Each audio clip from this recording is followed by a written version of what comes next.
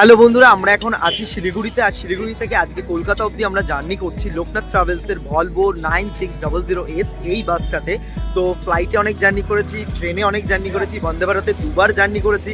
তো এইবার আমরা প্ল্যান করলাম শিলিগুড়ি থেকে কলকাতা যখন যাচ্ছি তো একবার এখানে স্লিপার যে লাক্সারি বাসগুলো আছে সেগুলোতে ট্রাভেল করা। তো পুরো বাসের ভেতরের ভিউটা তোমাদের আমি পরে শেয়ার করছি। তো তোমরা যারা আসছো, যদি ভাবো সাডেন কোনো প্ল্যান হচ্ছে, ট্রেনে টিকিট পাচ্ছ না, চাপ নেওয়ার কোনো ব্যাপার নেই। তোমরা এখান থেকে অ্যাভেলেবেল বাস আছে, শুধু লোকনাথ না, শ্যামলী বলো, রুবি বলো, অনেক অনেক ট্রাভেল এজেন্সি বলো বা বাস সংস্থার গাড়ি রয়েছে। তোমরা ইনস্ট্যান্ট বিভিন্ন রেড বাস বা মেক মাই ট্রিপ এরকম বিভিন্ন জায়গা থেকে তোমরা বুক করে ইজিলি মোটামুটি 1500 থেকে 2000-এর মধ্যে তোমরা টিকিট পেয়ে যাবে। তো আরামসে চলে যাবে, কোনো টেনশন নেওয়ার কোনো ব্যাপারই না। তো সাথে থাকো, ব্লগটা দেখো। তো পুরো যা যা এক্সপিরিয়েন্স হচ্ছে পুরোটাই আমরা এই ব্লগে শেয়ার করব।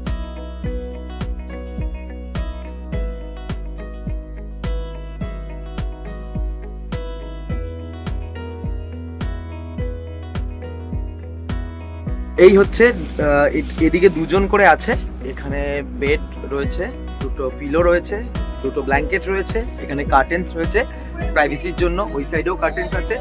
আর এই সাইডে সিঙ্গেল যারা আসছে তাদের জন্য। তো আমরা তো সব কপেল এসছি, আমাদের জন্য ওর জন্য দুটো দুটো করে। হ্যাঁ হ্যাঁ,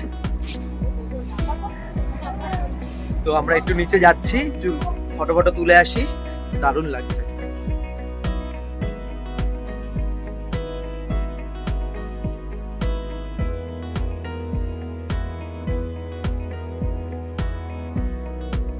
এখন বাজে 6:25, 7:25। আমাদের বাস ছাড়লো 10 মিনিট লেটে। Hello madam.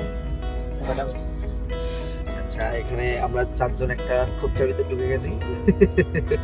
তো একটু গল্প করবো, তারপর দেরি আছে, সবে তো 7:30 মতো বাজে। এখন আমাদের আড্ডার টাইম। তো এই ছাড়ছে বাস। টাটা শিলিগুড়ি, বাবাই টাটা। এই নিয়ে আমার সেকেন্ড টাইম শিলিগুড়িতে। তো এটা ডালখোলায় যাবে, ডালখোলায় দাঁড়াবে কটা নাগাদ? 10টা, 10:30। হ্যাঁ 3 ঘন্টা। হ্যাঁ 3 ঘন্টা। তারপর ভোরের দিকে কৃষ্ণনগর দাঁড়াবে, দেন সকালে এসপ্ল্যানেড। তো টাইম আছে, শিডিউল টাইম আছে 7:45। তো দেখা যাক, আশা করছি 7:30 থেকে 8টার মধ্যে ঢুকবো। 10-15 মিনিট এদিক ওদিক হবে, কি হয় দেখা যাক। ডালখোলায় গিয়ে আবার দেখা হচ্ছে। বাস ছাড়ার কিছুক্ষণ পরে আমাদের এই মোটামুটি 500 ml এর, 500 কি 600 ml একটা করে জলের বোতল দিয়ে গেছে।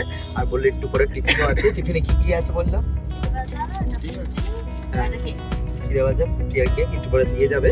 তো সেটা আসলে তোমাদের সাথে দেখাচ্ছি। মোটামুটি সার্ভিস ভালোই আছে, খারাপ না, ঠিকঠাক। আমাদের টিফিন দিয়ে দিয়েছে। খোলো দেখো কি আছে। আমার সাথে সাথে হুড়মুড়িয়ে খুলতে চাও। চিড়ে ভাজা,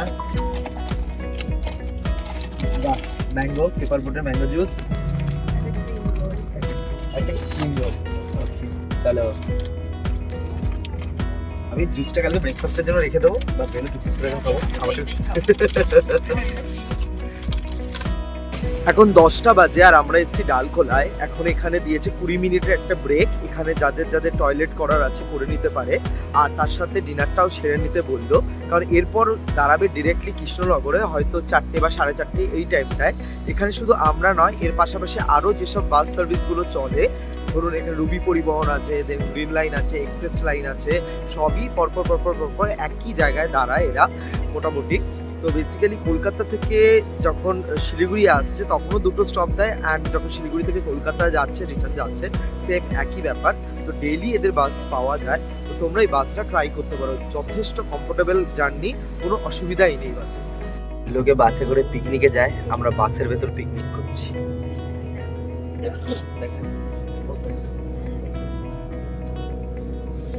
আজকে মেনুতে আছে মিক্স চাউ, মিক্স ফ্রাইড রাইস,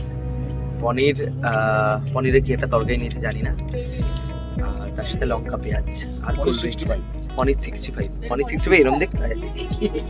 কি বানিয়েছে তুই? কার থালায় আছে আমি জানি না, আমি এখান থেকে দেখিয়ে দিচ্ছি, দেখা যাচ্ছে কিনা জানি না। কোকড়ি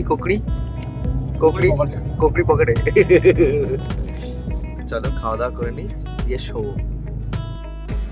গুড মর্নিং, এখন বাজে সকাল 4:30। এখন আমরা এসছি কৃষ্ণনগরে। এখানে 10 মিনিটের একটা হল দেয়, বেসিক্যালি পান্থতীর্থতেই দাঁড়ায়।